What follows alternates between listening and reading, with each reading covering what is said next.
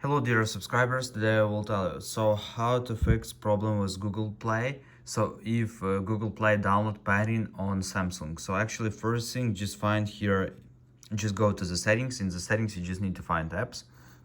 In the apps you just need to find Google Play services. After you just need to go to storage. Here you just need to tap on clear cache, and after you just need to tap on manage storage, and after you will need just to delete data.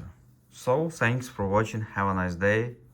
Also you could try to check storage entirely on your device. So you could also just go back, just go to battery and device care, and just from here you could also just check free space. So maybe you need to remove some applications. Also you could try to update phone. So just go to software update, just open and tap on download and install. So thanks for watching, have a nice day, bye.